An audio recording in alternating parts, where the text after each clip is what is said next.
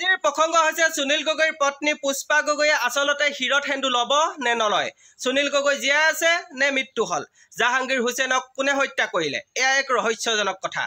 নমস্কাৰ প্ৰিয় বন্ধু বান্ধৱীসকল, আপোনালোকৰ সৈতে সুনীল গগৈ নিৰুদ্দেশ আৰু জাহাংগীৰ হুছেইনৰ হত্যাকাণ্ড আচলতে কোনে কৰিছিল এই সম্পৰ্কত কিছু আলোচনা কৰোঁ বুলি ভাবিলোঁ।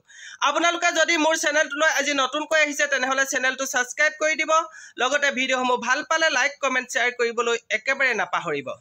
সুনীল গগৈ নিৰুদ্দেশ আৰু জাহাংগীৰ হুছেইনৰ হত্যাকাণ্ড কিয় হ'বলৈ পালে?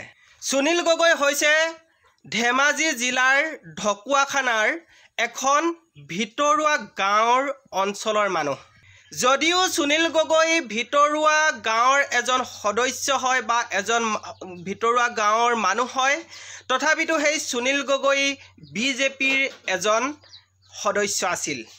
সুনীল গগৈয়ে সৰু সুৰাকৈ কিছু ঠিকা ঠুকুলিৰ কাম কৰে, কিন্তু এই ঘটনাটোৰ আগমুহূৰ্তত সুনীল গগৈয়ে কৰিছিল জল জীৱন মিছনৰ কিছু কাম। সুনীল গগৈয়ে যেতিয়া জল জীৱন মিছনৰ কামটো সম্পূৰ্ণ কৰিলে, সম্পূৰ্ণ কৰাৰ পাছত যিটো প্ৰক্ৰিয়াৰে পাবলগীয়া টকাকেইটা উলিয়াই সেই প্ৰক্ৰিয়াটোলৈ যাওঁতে এজন মুখা পিন্ধা ভদ্ৰলোক লগ পালে, যাৰ নাম জয়ন্ত গোস্বামী। জয়ন্ত গোস্বামীয়ে সুনীল গগৈক টকা ডিমাণ্ড কৰিলে। তেতিয়া সুনীল গগৈয়ে গোপন কেমেৰাত সংৰক্ষণ কৰি ৰাখিছিল সেই দৃশ্য, আৰু সেই দৃশ্যটোৰ পৰাই পাছত জয়ন্ত গোস্বামীয়ে জেললৈও যাবলগীয়া হৈছিল। এই সম্পৰ্কত সুনীল গগৈয়ে মন্ত্ৰী ৰণোজ পেগুৰ সৈতেও কিছু কথা বাৰ্তা পাতিছিল।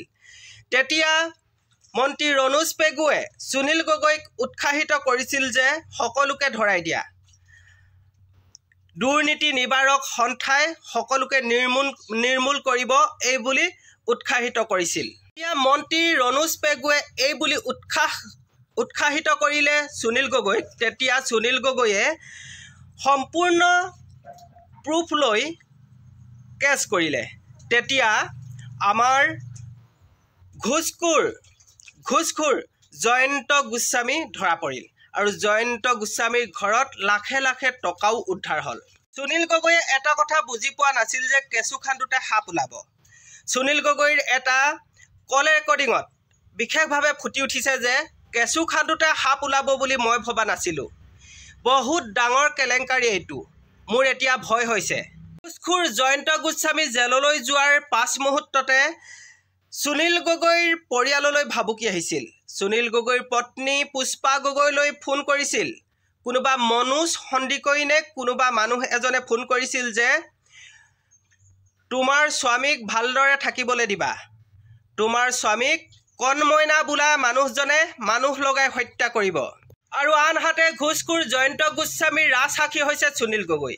যদি সুনীল গগৈ জীয়াই থাকে তেতিয়াহ'লে ঘোষখোৰ জয়ন্ত গোস্বামীয়ে কেতিয়াও জেলৰ বাহিৰলৈ ওলাই আহিব নোৱাৰে।